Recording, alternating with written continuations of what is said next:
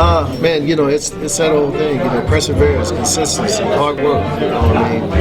My goal is to put the same work into, my businesses, my family that I put into football, and I've been running with that mantra since I got married back in '97, that if I'm going to have a successful marriage, I got to, the same hard work and same consistency and discipline I had on the football field, I got to put in my marriage and with my kids and with my businesses and all that. So it teaches you a lot, man. How to deal with your fellow man and not look at his color, but look at what he can do for the overall good of what you're trying to accomplish. So sports to me in general is just an incredible deal when you talk about football specifically because of the closeness of guys. I just believe it's an amazing sport.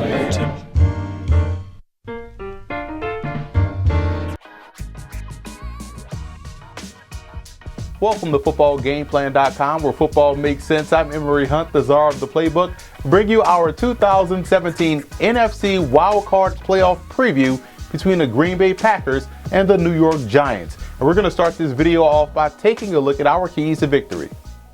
Starting with the Giants in this ball game, I believe it's about establishing the line of scrimmage early against the Packers. You look at that offensive line's production once Justin Pugh got back healthy into the lineup. Now all of a sudden they're able to run the football much more effectively. Now all of a sudden you see that pass protection be a lot better than what we saw prior to the injury. So I think early on, if they're able to establish a line of scrimmage, it bodes well for their offensive success throughout the course of that game. And defensively, it's about collapsing the pocket around Aaron Rodgers. That's what didn't happen in the first meeting. I thought they played a little bit safe defensively up front, trying to play a little bit more contained, but they have to get aggressive while also maintaining that contain. And we'll draw something up in the whiteboard segment of this video, but if they can do that, they can have success. And finally, when you look at rematch games, it's all about adjustments and new wrinkles that you add to your game plan. Offensively speaking, I think that falls on the shoulders of both Ben McAdoo and Mike Sullivan, the offensive coordinator. If they can keep Green Bay guessing defensively with some new wrinkles and some new adjustments, let's say from a personnel grouping standpoint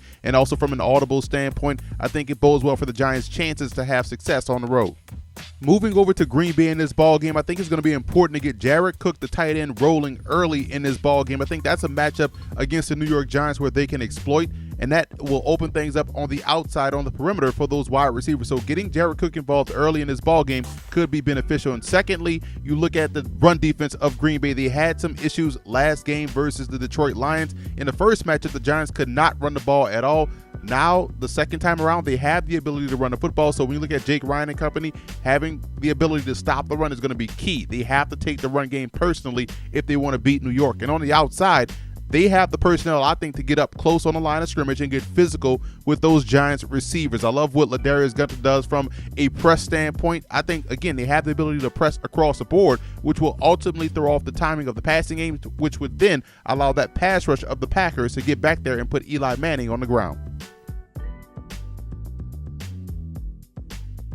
This time around versus the Green Bay Packers is going to be important for the New York Giants to keep Aaron Rodgers contained in the pocket. I'm going to show you how they can do so utilizing their unique personnel. And what we're talking about, unique personnel, I love what they have going on in the secondary. So we're going to get creative with the back end. So we're going to put the rookie Eli Apple out here, number 24. He's going to be out in the corner, Janoris Jenkins. Free safety is going to be Leon Hall, number 25. And what we're going to do with Landon Collins and also Dominic Rodgers-Cromartie is we're going to put these guys closer to the line of scrimmage. So we're going to make this Landon Collins the backer, outside backer set of the strong safety. We're going to make the strong safety Dominic Rodgers-Cromartie. So what we're going to try to do is get contained pressure with speed on Aaron Rodgers, because it's about keeping him within the tackle box, but you also want to give him pressure. You don't want to have him sitting back there with all sorts of time back there to get rid of the football. So we're going to widen out this defensive end, and his job is going to crash inside, try to push right there, loop the tackle around. You want him to go hard here, have the the nose tackle push hard on that center, try to occupy a double team, because we're going to send two backers down. So one of these guys is a speed guy. That's going to be Landon Collins. Send the backer here. He's going to drop back in zone, but if one of these backs or receivers release out in the flat, that's his responsibility. You're going to trust your corners one-on-one with these wide receivers. Speed pressure, like I talked about. As the cadence starts to wind down, we're going to walk him down, walk him over. So this is really cover zero. We're going to walk him over. Leon Hall is going to be responsible for the tight end and what he has going on. We're going to send Dominic Rodgers-Cromartie on the outside, contain pressure here. So you're getting speed guys going at Rodgers, guys that can really accelerate and close on the quarterback, and Landon Collins and also Dominic Rodgers-Cromartie. Nice little T&E stunt up front with the end and the tackle. Nose tackle's job is to occupy a blocker or two.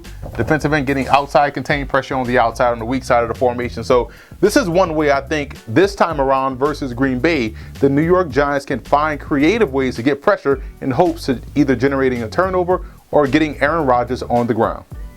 One thing I like about the Green Bay Packers passing attack is that they utilize the entire width of the field and they dictate the terms as far as coverage is concerned. They force you to defend one-on-one, and I like how their receivers are able to win those one-on-one battles, and they're going to have to do that this time around against the New York Giants. Show you what we're talking about here. Simple curl flat combination, and what we're going to do is spread the field outside the numbers, and that again is going to force the safety to either pick a side or stay in the middle of the field. And that's why I like the hash marks here in the NFL, because again, college hash marks, you can really spread the entire field and make this entirely one-on-one. But in the NFL, it's closer, which means you're going to get quicker pressure, which means you have to trust your wide receivers to make one miss one-on-one or make something happen one-on-one in space quickly. And that's why I like the Green Bay Packers personnel. So what we're going to try to do is just isolate guys, the nickel back, the corner, and just try to find the optimal matchup and try to take the safety away. We're going to stem this guy here at the top of this cluster, so to speak, stem him up and run him right down the seam, hopefully pulling this free safety away, which again just makes things one-on-one on the outside. So this is your curl flat combination to the formation side. He's running the flat, he's running the curl. Easy read right here for Aaron Rodgers. Backside, what you have is even better because you have more field to work with because the ball is on the right hash. Gonna work him up, come back.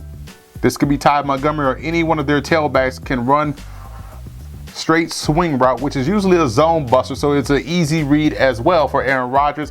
If this guy is in man coverage, this window is open all day. If it's zone and he's slow playing this route here, just dump it off quickly and allow your guy to make one miss in space or just work back front side to where you have your curl flat combination. So this is just one way they can expand the field, and Aaron Rodgers can have his picks and chooses to where he wants to go with the football.